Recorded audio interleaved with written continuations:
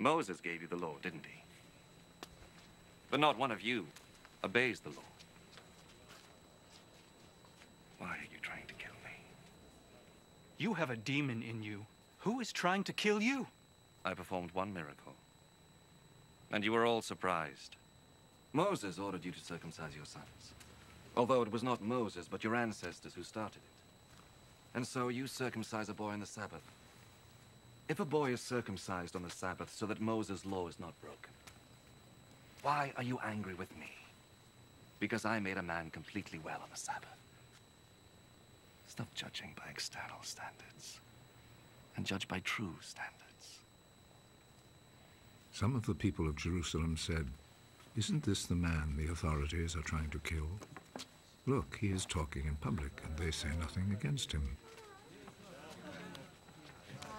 Can it be that they really know that he is the Messiah?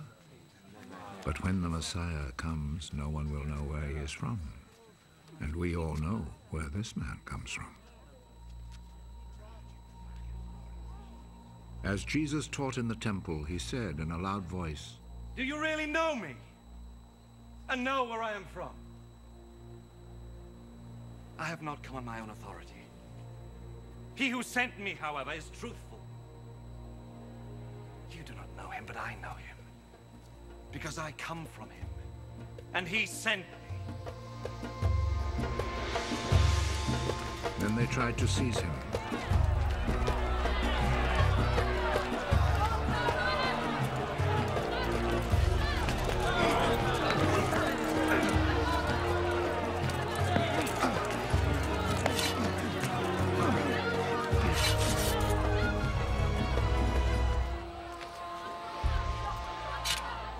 But no one laid a hand on him, because his hour had not yet come.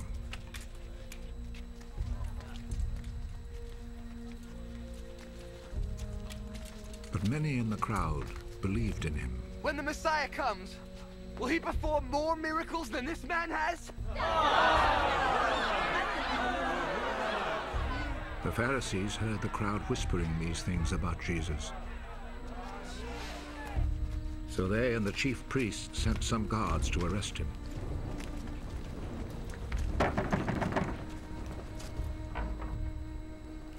I shall be with you a little while longer.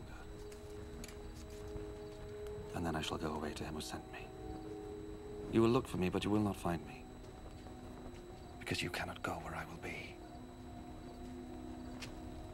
The Jewish authorities said among themselves, "Where is he about to go so that we shall not find him?" Will he go to the Greek cities where our people live and teach the Greeks? He says that we will look for him, but will not find him. And that we cannot go where he will be. What does he mean? On the last and most important day of the festival, Jesus stood up and said in a loud voice, Whoever is thirsty should come to me, and whoever believes in me should drink. As the scripture says, streams of life-giving water will pour out from his side. Jesus said this about the Spirit, which those who believed in him were going to receive. At that time, the Spirit had not yet been given, because Jesus had not been raised to glory. Some of the people in the crowd heard him say this. This man is really the prophet! The Messiah will not come from Galilee! The scripture says that the Messiah will be a descendant of King David and will be born in Bethlehem, the town where David lived. So there was a division in the crowd because of Jesus. Some wanted to seize him, but no one laid a hand on him. When the guards went back, the chief priests and Pharisees asked them, Why did you not bring him? Nobody has ever talked the way this man does. Did he fool you too? Have you ever known one of the authorities or one Pharisee to believe in him? This crowd does not know the law of Moses.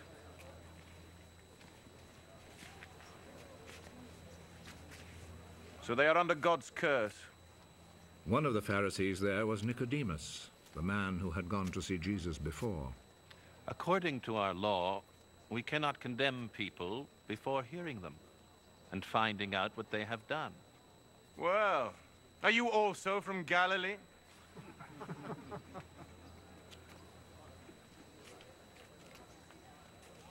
Study the scriptures, and you will learn that no prophet ever comes from Galilee.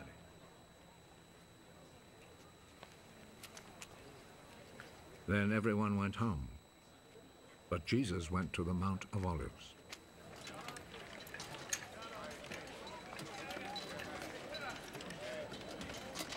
Early the next morning, he went back to the temple. All the people gathered round him, and he sat down and began to teach them. The teachers of the law and the Pharisees brought in a woman who had been caught committing adultery, and they made her stand before them all. Teacher!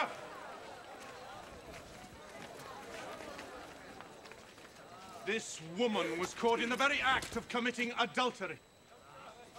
In our law, Moses commanded that such a woman must be stoned to death.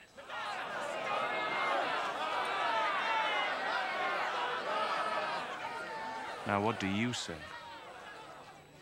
They said this to trap Jesus so that they could accuse him. But he bent over and wrote on the ground with his finger.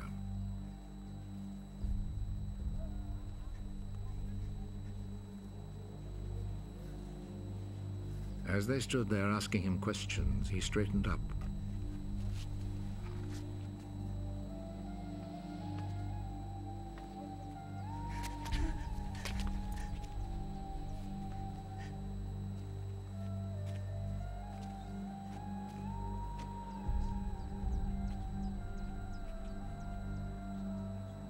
Whichever one of you has committed no sin may throw the first stone at her. Then he bent over again and wrote on the ground.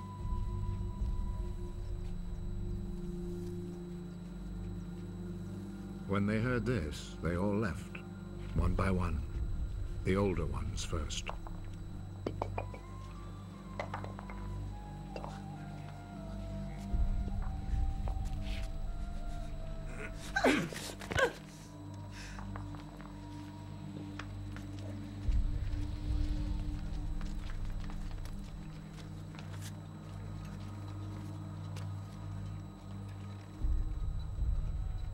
Jesus was left alone with the woman still standing there. He straightened up. Where are they?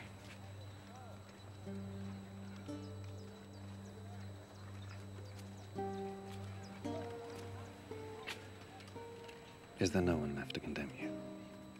No one, sir.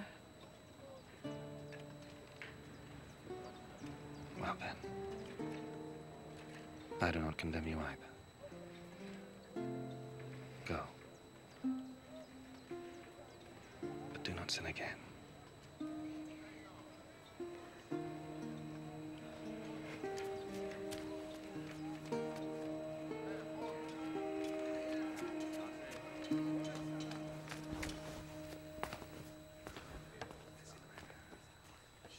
Jesus spoke to the Pharisees again. I am the light of the world. Whoever follows me will have the light of life and will never walk in darkness. Now you are testifying on your own behalf. What you say proves nothing! No. Even though I do testify on my own behalf, what I say is true. Because I know where I came from and where I am going.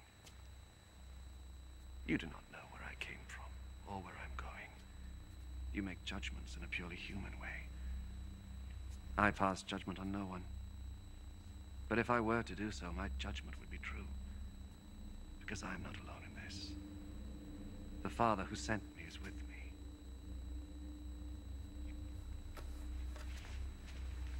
It is written in your law that when two witnesses agree, what they say is true. I testify on my own behalf, and the Father who sent me also testifies on my behalf. Where is your father? You know neither me nor my Father. If you knew me, you would know my Father also. Jesus said all this as he taught in the temple, in the room where the offering boxes were placed. And no one arrested him, because his hour had not come.